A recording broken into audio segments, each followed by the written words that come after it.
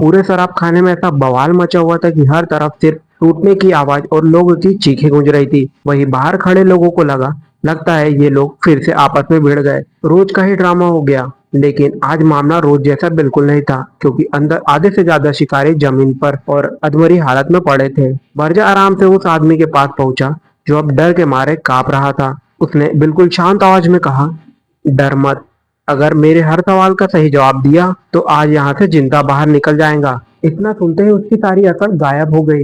वो लगभग गिड़गिड़ाते हुए बोला, जो पूछना है पूछिए, मैं सब सच सच बताऊंगा। और फिर बर्जा ने पहला सवाल ऐसा पूछा कि माहौल ही बदल गया। गुलामों का बाजार कहाँ है? लगता है अब कहानी का अगला मिशन शुरू होने वाला है। बर्जा का प्लान अब पहले से भी ज्यादा खतरनाक हो चुका था।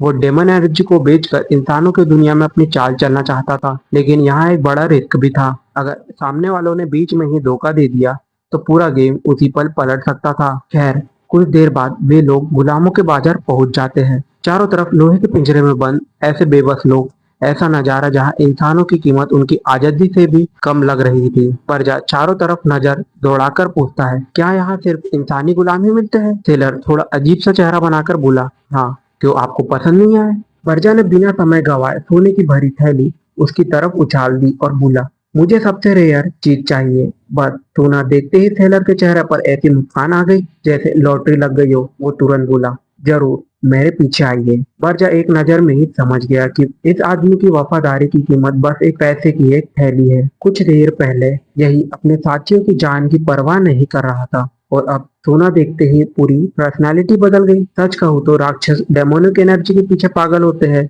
और इंसान पैसों के पीछे।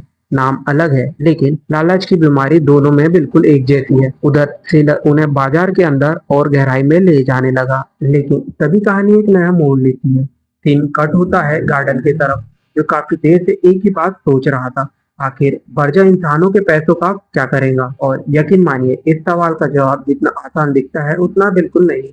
बर्जा जवाब देता है कि वह गुलाम खरीदेगा, खासकर दूसरी दुनिया की प्रजाति। उसकी नजर में एक एल्फ सबसे सही ऑप्शन था, क्योंकि उसका कैरेक्टर बहुत मजबूत होता है। अगर एक बार उसे पकड़ लिया तो वह जासूस बनकर हीरोज के बीच तगड़ी तबाही मचा सकता है। तभी कहानी में होती है एक नई एंट्री, और जनाब आते ही ऐसा इंट्रो देते हैं जैसे एंड क्रेडिट के बाद वाला फाइनल हीरो आ गया हो। वो अपना नाम हिलर कारिगिल बताता है और पूरे आत्मविश्वास के साथ ऐलान करता है, राजकुमारी को बचाने की जिम्मेदारी अब मेरी है। मैं उसे वापस लेकर आऊंगा, और साथ में डीमन किंग का सिर भी। भाई का कॉन्फिडेंस लेवल देखो, अभी एंट्री हुई है और बॉस को हराने की बात कर रहा है। खैर, वापस बर्जा की तरफ आते हैं। बर्जा के दिमाग में अब एक ऐसा प्लान तैयार हो चुका था जो उसे लगभग परफेक्ट लग रहा था, क्योंकि एल्फ जाति की सबसे बड़ी पहचान उसकी ईमानदारी और वफादारी मानी जाती है। इसी बीच सेलर हाथ रगड़ते हुए वापस आता है और मुस्कुराकर पूछता है, तो मेरे दोस्त, क्या खरीदना चाहोगे? बर्जा बिना घुमाए फिराए सीधा बोलता है, मुझे एक एल्फ गुलाम चाहिए और उसके पैसे ये भाड़े का मशीनरी देगा। ये सुनते ही मशीनरी का चेहरा देखने लायक था। उसने पहले बर्जा को ऐसे घूरा जैसे कहना चाहता हो, भाई मुझे एटीएम समझ रखा है क्या? लेकिन आखिरकार बेमन से सिक्के की थैली निकाल कर बोला, हाँ, पैसे है इसके पास, अब जल्दी दिखाओ। इसके बाद बर्जा कहता है, मुझे इससे अकेले में कुछ बात करनी है, तुम दोनों बाहर इंतजार करो। सेलर तुरंत चेतावनी देता है, सावधान रहना, वो एल्फ पागल होकर हमला भी कर सकता है। लेकिन मशीनरी आराम से मुस्कुराता है, फिक्र मत करो, ये खुद संभाल लेगा। जैसे ही दोनों कमरे से बाहर निकलते हैं, बर्जा बिना एक पल गवाए उस एल्फ की जंजीरें और गले का गुलामी वाला कॉलर तोड़ देता है। फिर उसकी तरफ देखकर शांत आवाज में कहता है, एक खानदानी एल्फ को इस हालत में देखना सच में बुरा लगता है हमारे डीमन किंग का दिल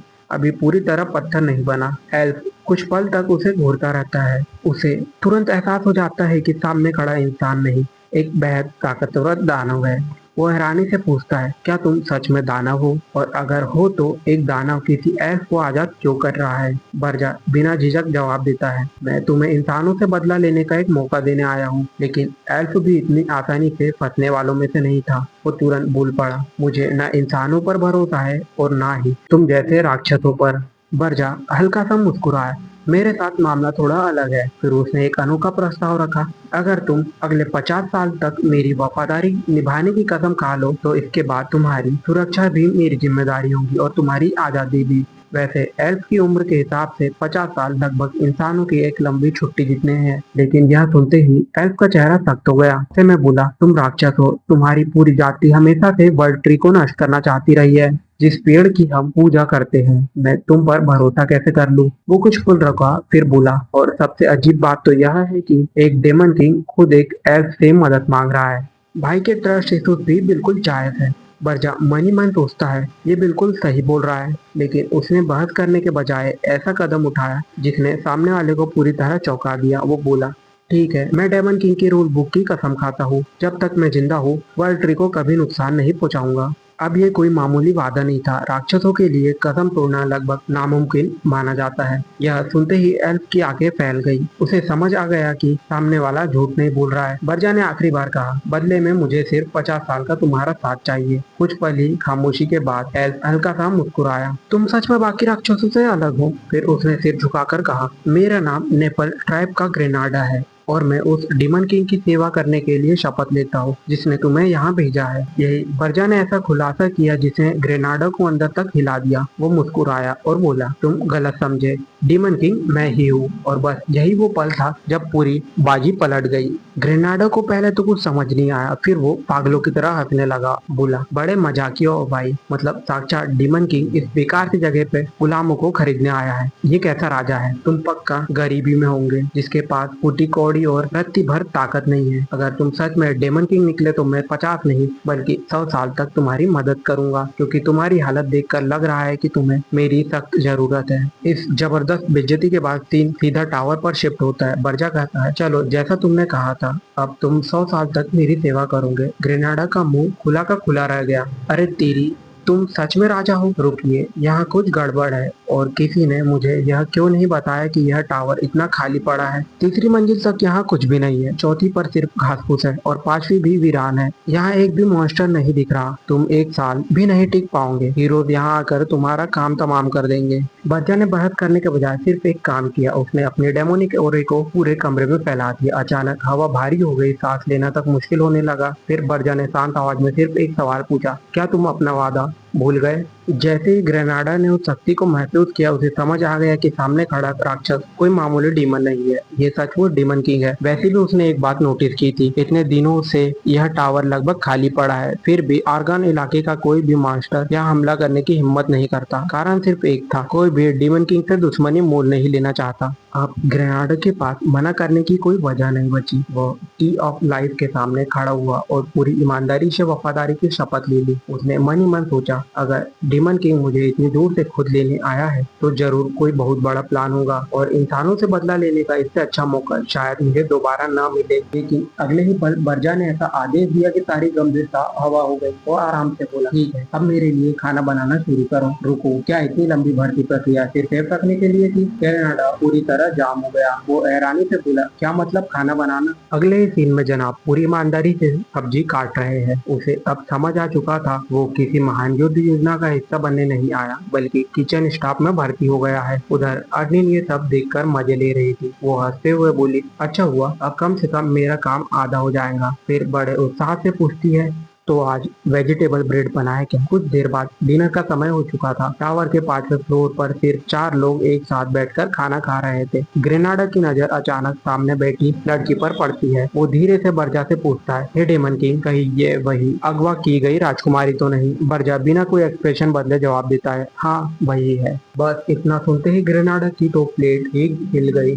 वो लगभग चिल्लाते हुए बोला, तुम्हारा दिमाग ठीक है? इस 5 मंजिला लगभग खाली टावर के भरोसे तुमने दुनिया के सबसे ताकतवर राज्य की राजकुमारी का अपहरण कर लिया। बर्जा ने एक और खाया और पूरी शांति से बोला, इसलिए तो मैं तुम्हें खरीद कर लाया हूँ। ग्रेनाडा के दिमाग में, भाई मैं यहाँ शेफ बनने आया था या सिक्योरिटी गार्ड? बर्जा ने उसकी तरफ देखा और बोला, अब ज्यादा मत सोच, चुपचाप खाना खा। बेचारा ग्रेनाडा अभी तक यही समझने की कोशिश कर रहा था कि आखिरकार इस डीमन किंग के दिमाग में क्या चल रहा है। और दूसरी तरफ बर्जा बड़े आराम से अर्निन के हाथ के बने खाने की तारीफ करने में व्यस्त था, जैसे बाहर पूरी दुनिया उसकी तलाश में नहीं बल्कि छुट्टियां मना रही हो। बाद में चौथी मंजिल पर पहुंचकर ग्रेनाडा पूछता है, रुको, क्या तुम यह चाह रहे हो कि मैं यहाँ हीरो से लड़ूं? बर्जा साफ साफ बोल देता है, बिल्कुल नहीं। अगर वो यहाँ तक पहुँच गए तो समझो हम सब मर जाएंगे। तुम्हारा काम यहाँ लड़ना नहीं बल्कि मेरे लिए इंसानों की दुनिया को अंदर से तबाह करना है। ग्रेनाडो को अब बात समझ आई। अच्छा, तो तुम मुझे जासूस बनाकर भेजना चाहते हो? बर्जा हाँ कहता है, पर शर्त यह है कि पहले मुझे तुम्हारी काबिलियत देखनी है। ग्रेनाडा भड़क गया। अरे ओ, तुम खुद को क्या समझ रहे हो? तुम्हें क्या लगता है कि मैं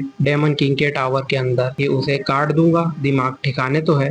बर्जा उसे चुनौती देता है। ठीक है, फिर सिर्फ एक हाथ का इस्तेमाल करूंगा और डेमोनिक एनर्जी को भी हाथ नहीं लगाऊंगा। अगर तुम जीत गए तो तुम्हारा कॉन्ट्रैक्ट 50 साल कम कर दूंगा। 50 साल की छूट सुनकर ग्रेनाडा एकदम से जोश में आ गया। अपनी बात से पीछे मत हटना। अब अगले ही पल वो गायब हुआ और सीधे पत्थर वाला हमला बर्जा के पीछे दे मारा। बर्जा ने उसे ब्लॉक कर लिया और बोला, जेल में बंद रहने के हिसाब से बुरा नहीं है। क्या तुम चौथी मंजिल से माना सूख कर खुद को पावर अप कर रहे हो? ग्रेनाडा ने दहाड़ते हुए कहा, अब शिकायत करने का वक्त नहीं है। तुमने शर्त लगाई थी और अब मैं अपनी पूरी ताकत झोंक दूंगा। तभी जमीन से पौधे निकलकर बर्जा के पैरों से लिपट गए। ग्रेनाडा चिल्लाया, अब अपना मुंह बंद करो क्योंकि मैं अपने 50 साल वापस छीनने आ रहा हूँ। बर्जा मुस्कुराया और बोला, ठीक है, पर यह मत भूलना कि तुम किससे भिड़ रहे हो। उसने अपनी ड्रैगन हैंड वाली शक्ति एक्टिवेट कर ली और कहा कि इसके लिए उसे कोई एक्स्ट्रा एनर्जी की जरूरत नहीं है। साथ ही उसने ग्रेनाडा को दिलासा दिलाया कि फिक्र मत करो, तुम मरोगे नहीं। पहाड़ों में एक जोरदार धमाका हुआ।